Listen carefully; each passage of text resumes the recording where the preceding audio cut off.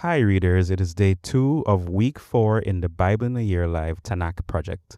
Today we'll be reading Exodus chapters 16 to 18 from the New Living Translation. Let us begin. Exodus 16, Manna and Quail from Heaven. Then the whole community of Israel set out from Elim and journeyed into the wilderness of Sin, between Elim and Mount Sinai. They arrived there on the 15th day of the second month, 1 month after leaving the land of Egypt. There, too, the whole community of Israel complained about Moses and Aaron. "If only the Lord had killed us back in Egypt," they moaned. "There we sat around pots filled with meat and ate all the bread we wanted. But now you have brought us into this wilderness to starve us all to death." Then the Lord said to Moses, "Look, I'm going to rain down food from heaven for you. Each day, the people can go out and pick up as much food as they need for that day. I will test them in this to see whether or not they will follow my instructions. On the 6th day, they will gather food, and when they prepare it, there will be twice as much as usual." So Moses and Aaron said to all the people of Israel, "By evening you will realize it was the Lord who brought you out of the land of Egypt. In the morning you will see the glory of the Lord, because he has heard your complaints, which are against him, not against us. What have we done that you should complain about us?" Then Moses added, "The Lord will give you meat to eat in the evening and bread to satisfy you in the morning, for he has heard all your complaints against him. What have we done? Yes, your complaints are against the Lord, not against us." Then Moses said to Aaron, "Announce this to the entire community of Israel. Present yourselves before the Lord, for he has heard your complaining." And as Aaron spoke to the whole community of Israel, they looked out toward the wilderness. There they could see the awesome glory of the Lord in the cloud. Then the Lord said to Moses, "I have heard the Israelites' complaints. Now tell them, in the evening you will have meat to eat, and in the morning you will have all the bread you want. Then you will know that I am the Lord your God." That evening vast numbers of quail flew in and covered the camp, and the next morning the area around the camp was wet with dew. When the dew evaporated, a flaky substance as fine as frost blanketed the ground.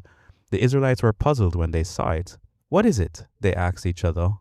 They had no idea what it was. And Moses told them, "It is the food the Lord has given you to eat. These are the Lord's instructions. Each household should gather as much as it needs.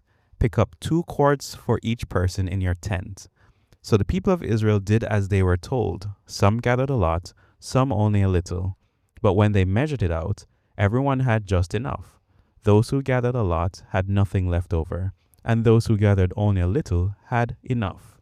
Each family had just what it needed.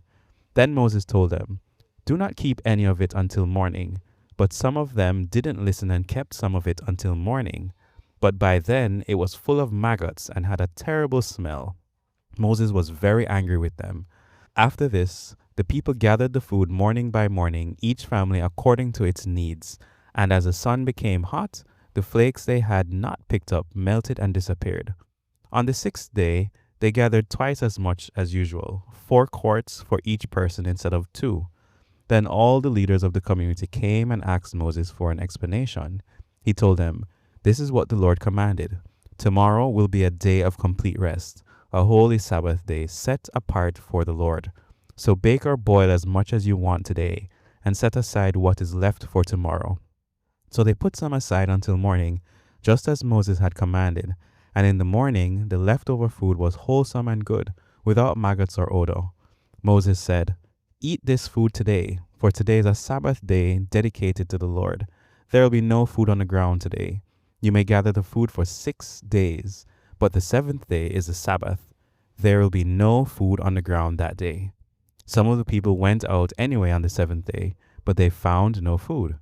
The Lord asked Moses, "How long will these people refuse to obey my commands and instructions? They must realize that the Sabbath is the Lord's gift to you. That is why he gives you a 2-day supply on the 6th day, so that there will be enough for 2 days. On the Sabbath day, you must each stay in your place. Do not go out to pick up food on the 7th day." So the people did not gather any food on the 7th day. The Israelites called the food manna. It was white like coriander seed, and it tasted like honey wafers. Then Moses said, "This is what the Lord has commanded. Fill a 2-quart container with manna to preserve it for your descendants. Then later generations will be able to see the food I gave you in the wilderness when I set you free from Egypt." Moses said to Aaron, "Get a jar and fill it with 2 quarts of manna. Then put it in a sacred place before the Lord to preserve it for all future generations." Aaron did just as the Lord had commanded Moses. He eventually placed it in the Ark of the Covenant, in front of the stone tablets inscribed with the terms of the covenant. So the people of Israel ate manna for 40 years until they arrived at the land where they would settle. They ate manna until they came to the border of the land of Canaan. The container used to measure the manna was an omer, which was 1/10 of an ephah.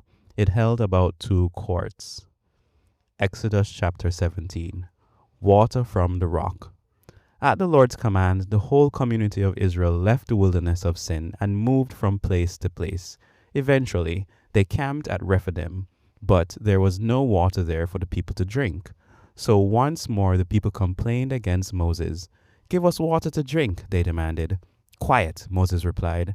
"Why are you complaining against me? And why are you testing the Lord?" But tormented by the thirst, they continued to argue with Moses. "Why did you bring us out of Egypt?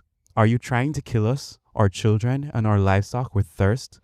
Then Moses cried out to the Lord, "What should I do with these people? They are ready to stone me." The Lord said to Moses, "Walk out in front of the people, take your staff, the one you used when you struck the water of the Nile, and call some of the elders of Israel to join you. I will stand before you on the rock at Mount Sinai. Strike the rock, and water will come gushing out. Then the people will be able to drink." So Moses struck the rock as he was told, and water gushed out as the elders looked on. Moses named the place Massah, which means test, and Meribah, which means arguing, because the people of Israel argued with Moses and tested the Lord by saying, "Is the Lord here with us or not?" Israel defeats the Amalekites. While the people of Israel were still at Rephidim, the warriors of Amalek attacked them. Moses commanded Joshua, "Choose some men to go out and fight the army of Amalek for us. Tomorrow I will stand at the top of the hill, holding the staff of God in my hand." So Joshua did what Moses had commanded and fought the army of Amalek. Meanwhile, Moses, Aaron, and Hur climbed to the top of a nearby hill. As long as Moses held up the staff in his hand, the Israelites had the advantage, but whenever he dropped his hand, the Amalekites gained the advantage. Moses' arms soon became so tired he could no longer hold them up. So Aaron and Hur found a stone for him to sit on. Then they stood on each side of Moses, holding up his hands, so his hands held steady until sunset. As a result, Joshua overwhelmed the army of Amalek in battle. After the victory, the Lord instructed Moses, "Write this down on a scroll as a permanent reminder and read it aloud to Joshua. I will erase the memory of Amalek from under heaven." Moses built an altar there and named it Yahweh Nissi, which means "the Lord is my banner." He said, "They have raised their fist against the Lord's throne, so now the Lord will be at war with Amalek generation after generation." Exodus chapter 18. Jethro's visit to Moses. Moses' father-in-law Jethro, the priest of Midian, heard about everything God had done for Moses and his people, the Israelites. He heard especially about how the Lord had rescued them from Egypt. Earlier, Moses had sent his wife Zipporah and his 2 sons back to Jethro, who had taken them in. Moses' first son was named Gershom, for Moses had said, "When the boy was born, I have been a foreigner in a foreign land." His second son was named Eleazar, for Moses had said, "The God of my ancestors was my helper. He rescued me from the sword of Pharaoh." Jethro, Moses' father-in-law, now came to visit Moses in the wilderness. He brought Moses' wife and 2 sons with him, and they arrived while Moses and the people were camped near the mountain of God. Jethro had sent a message to Moses saying, "I, Jethro, your father-in-law, am coming to see you with your wife and your 2 sons." So Moses went out to meet his father-in-law. He bowed low and kissed him. They asked about each other's welfare and then went into Moses' tent. Moses told his father-in-law everything the Lord had done to Pharaoh and Egypt on behalf of Israel. He also told about all the hardships they had experienced along the way and how the Lord had rescued his people from all their troubles. Jethro was delighted when he heard about all the good things the Lord had done for Israel as he rescued them from the hand of the Egyptians. "Praise the Lord," Jethro said, "for he has rescued you from the Egyptians and from Pharaoh. Yes, he has rescued Israel from the powerful hand of Egypt. I know now that the Lord is greater than all other gods, because he rescued his people from the oppression of the proud Egyptians." Then Jethro, Moses' father-in-law, brought a burnt offering and sacrifices to God. Aaron and all the elders of Israel came out and joined him in a sacrificial meal in God's presence. Jethro's wise advice. The next day, Moses took his seat to hear the people's disputes against each other. They waited before him from morning till evening. When Moses' father-in-law saw all that Moses was doing for the people, he asked, "What are you really accomplishing here? Why are you trying to do all this alone while everyone stands around you from morning till evening?" Moses replied, "Because the people come to me to get a ruling from God. When a dispute arises, they come to me, and I am the one who settles the case between the quarreling parties. I inform the people of God's decrees and give them his instructions." "This is not good," Moses' father-in-law exclaimed. "You're going to wear yourself out and the people too. This job is too heavy a burden for you to handle all by yourself. Now listen to me, and let me give you a word of advice, and may God be with you. You should continue to be the people's representative before God, bringing their disputes to him. Teach them God's decrees and give them his instructions. Show them how to conduct their lives. But select from all the people some capable, honest men who fear God and hate bribes. Appoint them as leaders over groups of 1,000, 100, 50, and 10. They should always be available to solve the people's common disputes, but have them bring the major cases to you. Let the leaders decide the small matters themselves. They will help you carry the load, making the task easier for you. If you follow this advice, and if God commands you to do so, then you will be able to endure the pressures, and all these people will go home in peace." Moses listened to his father-in-law's advice and followed his suggestions. He chose capable men from all over Israel and appointed them as leaders over the people. He put them in charge of groups of 1,000, 100, 50, and 10. These men were always available to solve the people's common disputes. They brought the major cases to Moses, but they took care of the smaller matters themselves. Soon after this, Moses said goodbye to his father-in-law, who returned to his own land. Here ends the reading of God's Word today.